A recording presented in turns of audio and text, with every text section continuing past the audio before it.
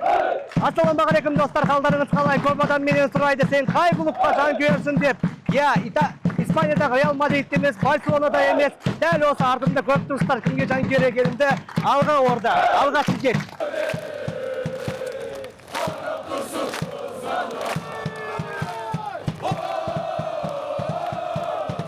Есеп қалай болады деп ойлайсың, кім жеңеді? 2-1 Ордабасы. Ордабасыға қашаннан жанкүйерсің? Ордабасыға ма? 2023-тен бері чемпион болғаннан.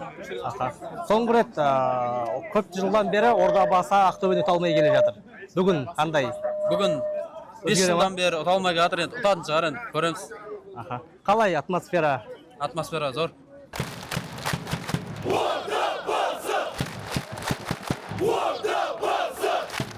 Ордабасына қашандан бері жанкүйерсің? 2 жыл болды жанкүйер. Ордабасына қанша уақыттан бері жанкүйерсіңдер? Осы жылдан бері ғой. Осы не үшін?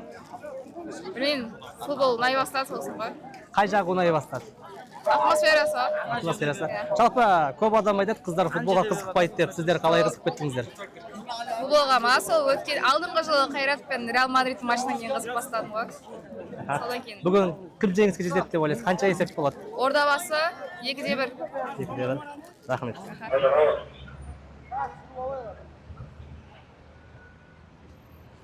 Өте күшті матч болады, өйткені бұл орталық матч. Орталық матчтардың барлығы қызық өтуі тиіс.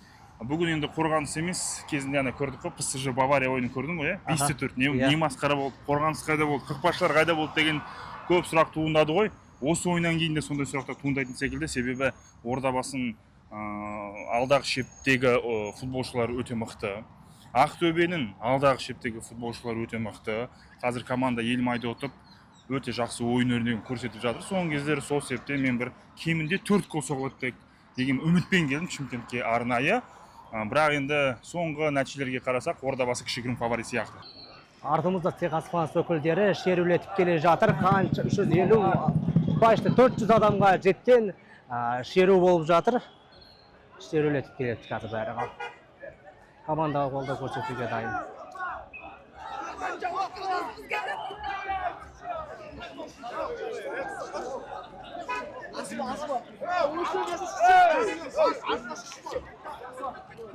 Ya ben oldu.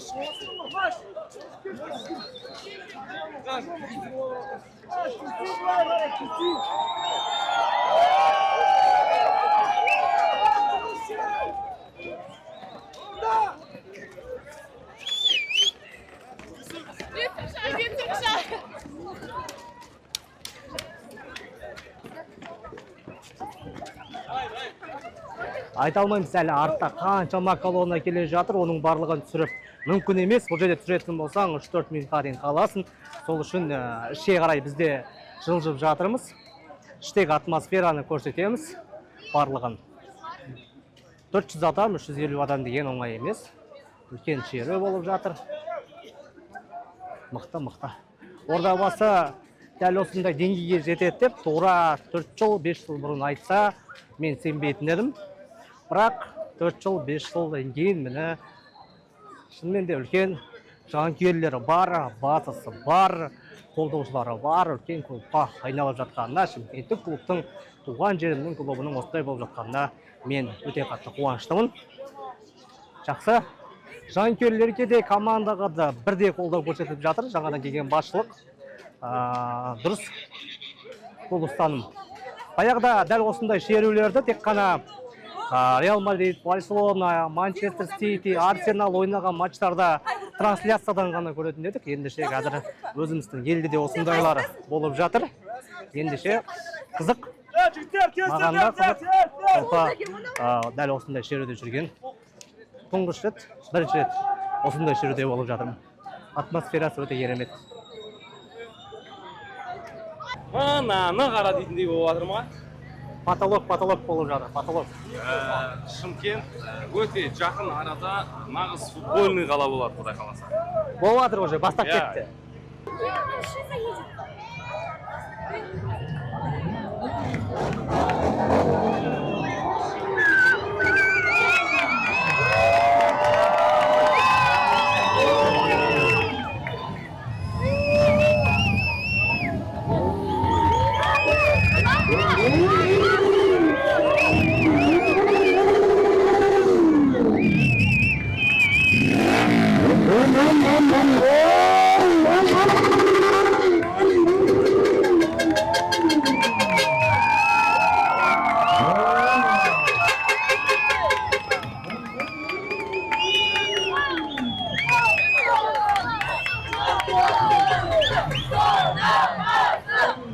достар, Ордабасы ойыншылар стадионға келді. Көрдіңіздер, алдыңғы жағында жылқы, сонымен қатар. Осы айта алмаймын. Керемет эмоция. Мықты болып жатыр. Өте керемет. Өте керемет. Міне атмосфера осылай. Ал достар, матч басталуына бірнеше минуттар қалды. Жанкүйерлер ақырындап кіріп жатыр стадионға, қолдау көрсетуге. Ал бүгінгі 3 секторды алып жатқан дәл осындай Техас фанс өкілдері де барлығы кіріп, осы жерде командаға қолдау көрсетуге дайын. Ең басты ұйымдастыру жағынан, қолдау жағынан Ордабасы клубы ешқандай қиыншылық көрмеуі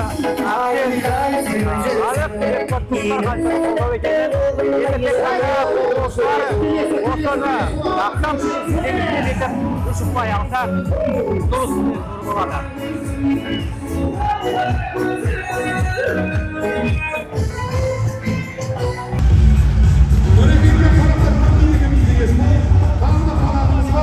Әлем жұлдызы қарсамызда Джейсон Стэтхэм! Алдап кетті. Ойна. Былай. Біріңге рахмет күнге. Сүлеймен, қай жаққа барып түсіресіздер ма Сүлейменге? Керемет, мен келіп стадионға келгеніне 5 минут болды, бірақ 5 минуттың ішінде қаншама эмоция алып жатырмын. Жалпы осындай мықты көрермен бар футбол командамыз Ордабасыға ризамын. Енді осы бір айдай, жарым айдай қарап жатырмын, қаншама әртістер келіп жатыр, футболда болып жатыр, жеңісте болып жатыр. Әрине осындай қолдаудың арқасында қазақ футболы өседі. Бүгін мысалға Ақтөбе командасымен ойнайын деп жатыр. Ақтөбенің жанкүйерлері қандай, және де Ақтөбе қаншама жылдар бойы жақсы деңгейде футбол көрсетіп жатыр. Осындай дербилар қазақ футболын өсіреді ғой. Осындай бәсекелестік. Сондықтан да мен жалпы өзім бірінші рет Қазақстанда басқа қалаға келіп, осындай ойынды көру үшін келдім. Ол да бір үлкен мен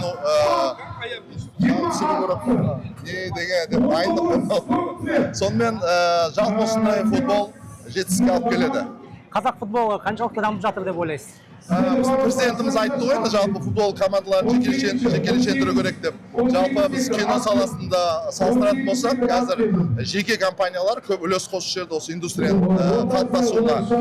Ол әрбір салада солай. Сондықтан да футболда да осындай жеке компаниялар, жеке кәсіпкерлердің іс-қимылдары, энергиялары ол көрінеді. Сондықтан да мен осы биыл қаншама клубтар сатылды ғой, енді жекешелендірілді. Олар үлкен бәсекелестік алып келеді да, мысалға біреу Ордабасыны көтереді, біреу Ақтөбені көтереді, біреу Атырауды көтереді, Қайсарды. Сондықтан әлем чемпионатына бару үшін біздің ішкі чемпионат осындай үлкен бәсекелестікте өту керек деп ойлаймын. Жалпы PlayStation бойынша футбол бойынша сіз байқау жариялаған едіңіз. Сондай болып жатыр. Қазір дайындық жүріп жатыр. 21-24 маусымда Алматы қаласында өтеді. Жалпы бұл киберспорт жастарды қолдайық деген оймен шығардым. Және де осындай жастардың арасында мереке көп болсын деп, өзім де қатысып жатырмын, қызық болсын деп. Енді мен қатты ойнайын деп айта алмаймын, бірақ осы бір жарым ай дайындалып, қазір іріктеуден өткен бала жаңағы чемпионымыз менімен кездеседі, мен ұтсам машина алып кетеді ғой.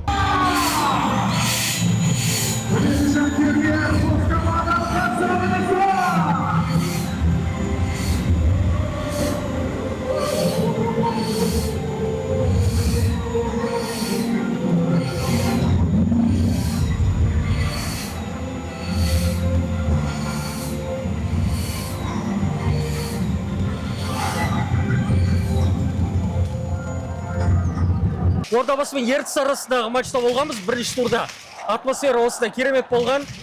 Уақыт өте келе, бірақ одан да күшті болып жатқанына мен өте қатты қуаныштымын. Бүгін тағы да солдат, бүгін тағы да жанкүйерлер стадионға жиналды, лық толды. Керемет Ордабасының жаңа басшылығы мықты жұмыс істеп жатыр. Респект барды бар деп айтуымыз керек. Жақсылығын айтайық, нұры тасысын. Мықты ойындаймыз, күшті. Рахмет.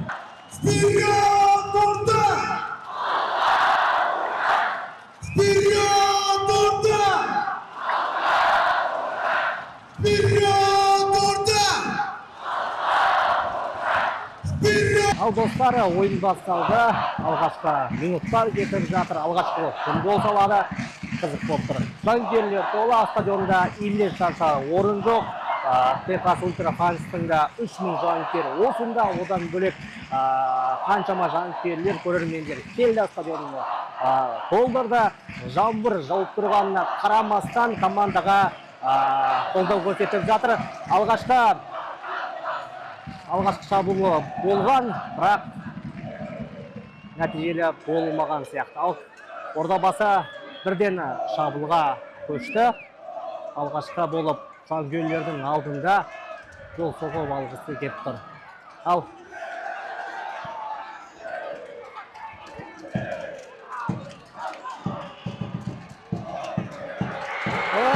қайтары! Гол!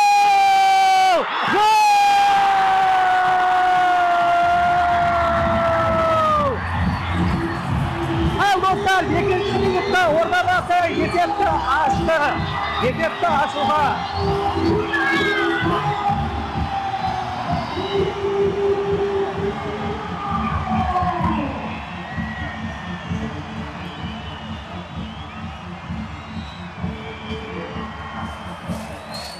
Ал достар, стадионға 18.000 адам толықтай жиналды. Бағанадан бері айтып жатырмыз. Тағы да бір гол күтіп жатыр. Жұп болсын, еселесін, дубль жасаңдар деп жатқандары бар. Ошым, бүгін осы 18.000 жанкүйердің барлығы және де барлық Орда фан өкілдері 3 ұпай алу керек. Чемпионаттағы орнымызды одан әлі бірінші орында сақтап қалатындай жағдайға жетуіміз керек деп жатыр. Бұлай айтқан кезде Ордабасы дәл осы ойынға 5 жылдан бері ұта алмай жатқан осы Ақтөбені ұтуға барынша мүмкіндігін қарастырып, жеңіске жетіп, 5 жылдық жеңілістің нүктесін қоюға әрекет жасап жатыр. Бүгінгі ойын өте керемет деңгейде өтуде. Алғаш рет Техас Фанс жігіттері 3000-нан аса жанкүйер іш секторды толтырып, мына атмосфераны көріп жатсыздар. Не деген атмосфера болып отыр, бұндай ойын болмаған. Еврокубоктен, даже Еврокубоктерде де бұндай ойын болмады. Енді ұйымдастыру жағынан өте керемет биыл Ордабасы.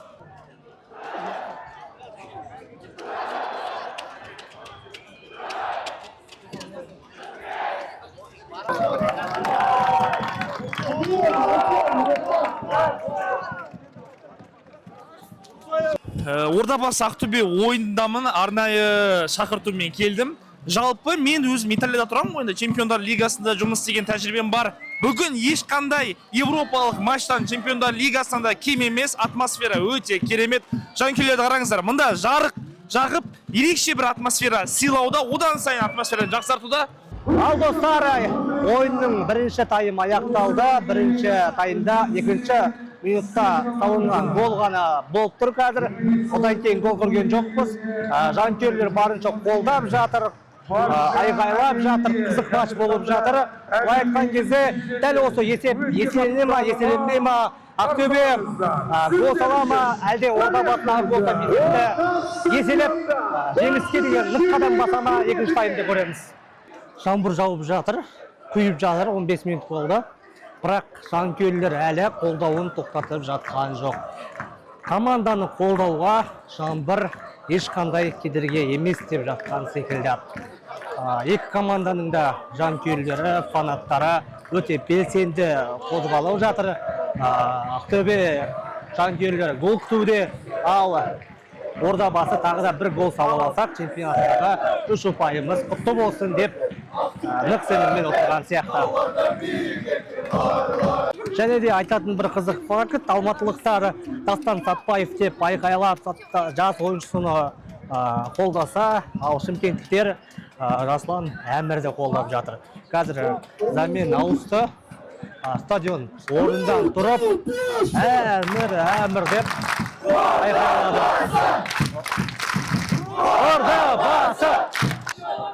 Ордабасы жанкүйерлеріне ешқандай жаңбыр кедергі емес. Дәл осындай қол шатырды қолданып, командаға қолдау көрсетіп жатыр. Ешқандай да шынайы, шын жүректен жанкүйерлік кетуге кедергі болмауы керек ешнәрсе. Ал достар, тағы бір голдың куәсі боламыз ба деп тұрған кезде дәл осы жерден серия аяқталды ма? Гол!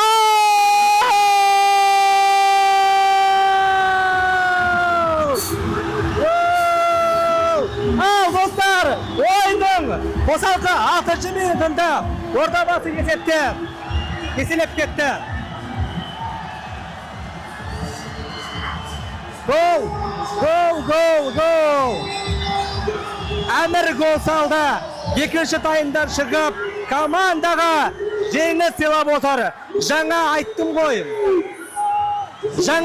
ғой. Қайратта Дастан Сәтбаев болса, Ордабасыда Әмір бар деп. Әмір үмітті ақтады. Вот, академия не үшін керек? Академия осындай ойыншыларды шығару үшін керек. Таланттарды шығару үшін керек.